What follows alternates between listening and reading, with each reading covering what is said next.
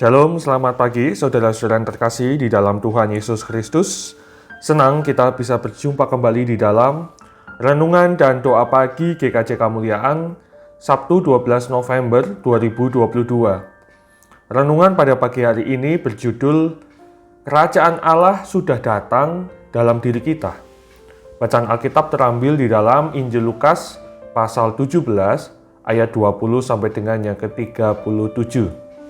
Dipersilakan setelah mendengarkan renungan ini, saudara-saudara bisa mengambil waktu pribadi untuk membaca bacaan Alkitab pagi ini. Saya akan membacakan nats Alkitabnya terambil di dalam Lukas pasal 17 ayat 20 sampai dengan yang ke-21. Atas pertanyaan orang-orang Farisi, apabila kerajaan Allah akan datang, Yesus menjawab katanya, "Kerajaan Allah datang tanpa tanda-tanda lahiriah, juga orang tidak dapat mengatakan, 'Lihat, ia ada di sini,' atau 'ia ada di sana.' Sebab sesungguhnya kerajaan Allah ada di antara kamu." Demikianlah pembacaan firman Tuhan. Saudara-saudara, tema tentang akhir zaman sampai saat ini masih banyak diminati orang-orang. Sebagian orang membuat prediksi akan tanggal, bulan, dan tahun kapan dunia ini akan berakhir. Sampai-sampai ada juga dibuat film-film yang bertemakan akhir zaman. Bagaimana terjadinya kekacauan hebat di dunia, bencana alam, dan peperangan. Hal-hal ini sebagian mempengaruhi orang-orang percaya. Mereka menjadi takut dan cemas menghadapi hari-hari ke depan. Tetapi sebagian lagi mungkin cuek. Daripada sibuk memikirkan sesuatu yang tak pasti, lebih baik nikmati hidup, mumpung masih ada kesempatan. Saudara-saudara, orang-orang Farisi percaya bahwa ketika kerajaan Allah datang, Mesias akan menyatakan kuasanya serta menaklukkan pemerintahan yang sebelumnya, yaitu kekaisaran Romawi. Demikian kerajaan Allah dinyatakan secara lahiriah. Tetapi ketika orang Farisi bertanya kepada Yesus kapankah kerajaan Allah akan datang, Yesus menjawab, "Kerajaan Allah datang tanpa tanda-tanda lahiriah." Ayatnya ke-20. Kerajaan Allah datang tanpa tanda-tanda lahiriah, maksudnya ialah tanpa tanda-tanda yang menggetarkan. Kerajaan Allah itu sudah ada di tengah-tengah manusia. Ayatnya yang ke-21. Dan terjadi dalam kehadiran Yesus yang membawa warta datangnya kerajaan Allah di tengah-tengah umat manusia. Dengan jawaban itu, Yesus hendak menyatakan bahwa aku berdiri di sini. Aku menyatakan kehadiran kerajaannya di dalam diriku, di dalam pemulihan, pendamaian, pelepasan.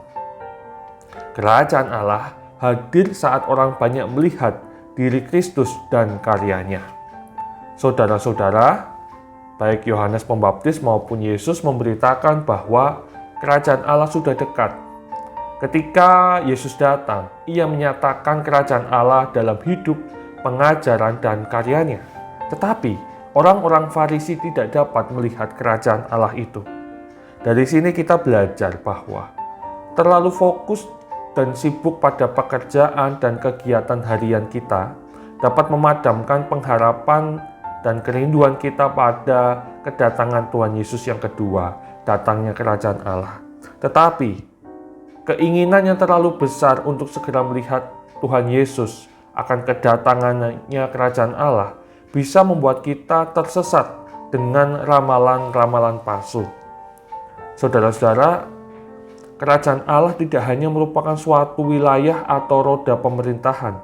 Kehadiran kerajaan Allah juga berwujud hadirnya tanda cinta kasih, kesetiaan, keadilan, pendamaian, kerendahan hati.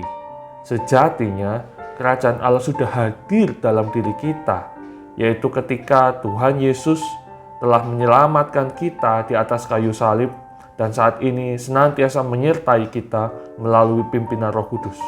Mari kita beritakan kepada orang-orang di sekitar kita bahwa kerajaan Allah sudah datang dan hadir di dalam hidup kita, yaitu bagaimana hidup kita menunjukkan tanda-tanda kerajaan Allah. Kasih, perdamaian, persahabatan, kerendahan hati, keadilan, dan damai sejahtera berkat. Amin. Tuhan Yesus memberkati kita. Kita satu di dalam doa. Bapa di dalam surga, kami menyadari bahwa kedatangan kerajaan Allah sejatinya bukan hanya soal hal-hal lahiriah, tetapi mengenai tanda-tanda yang sudah Tuhan Yesus nyatakan. Kasih, pengampunan, persahabatan, keadilan, damai sejahtera. Bapa, ajar kami setia dan mampukan kami dapat berpartisipasi menyatakan tanda-tanda kehadiran kerajaan Allah melalui hidup kami. Terima kasih Bapa, di dalam Kristus kami berdoa dan mengucap syukur. Amin.